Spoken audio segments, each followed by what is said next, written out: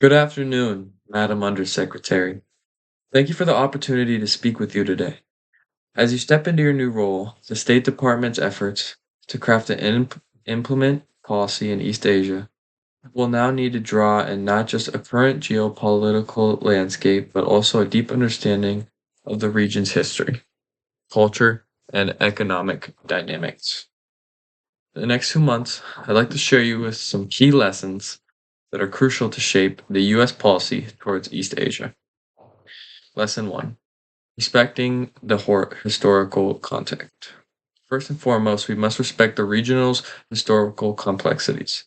East Asia is home to a deeply rooted traditions and diplomacy and conflict and cooperation in the spans of thousands of years, from Chinese ancient dynasties to Korean War and Japan post World War II reconstruction. The region's past continues to shape its present. For instance, historical grievance between Japan and South Korea and China's territorial disputes in East Asia and the South China Sea cannot be ignored and dismissed as more obstacles. They are a vital part in playing the regional discourse and understanding, and them will allow us to grow and engage in more an effective nation. Lesson 2: Understanding economic independence. Second, the economic independency is East Asia is one of the most powerful forces in global affairs today. As the US seeks to engage with the region, it must recognize the immense economic ties between countries like China, Japan, and Korea, and the ASEAN nations.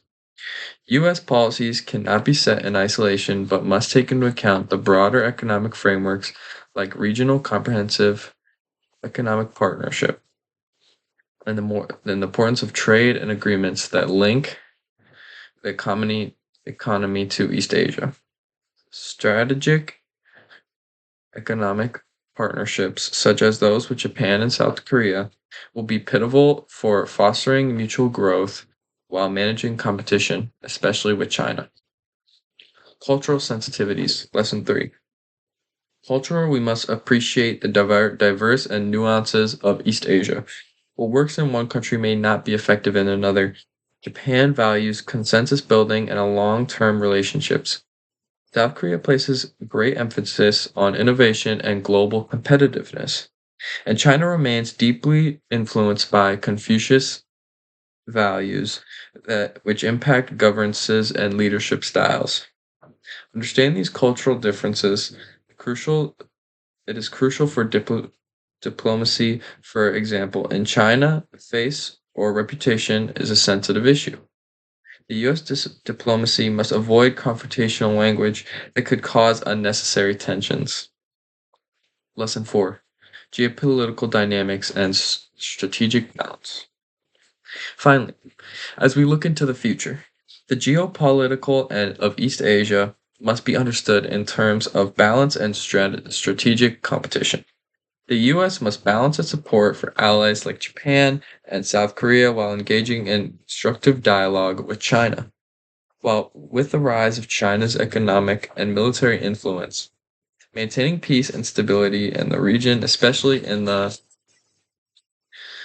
Taiwan Strait and the Korean Peninsula, will require deft diplomacy, firm alliances, and flexibility in adapting to rapid changes.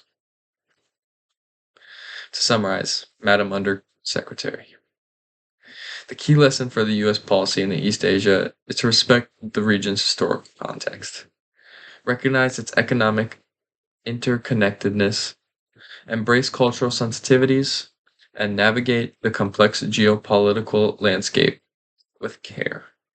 As we enter a new year, let us draw on these lessons to promote peace, stability, and prosperity in one of the world's most dynamic regions. Thank you for your time, and I look forward to see how the U.S. policy in East Asia evolves in the coming year.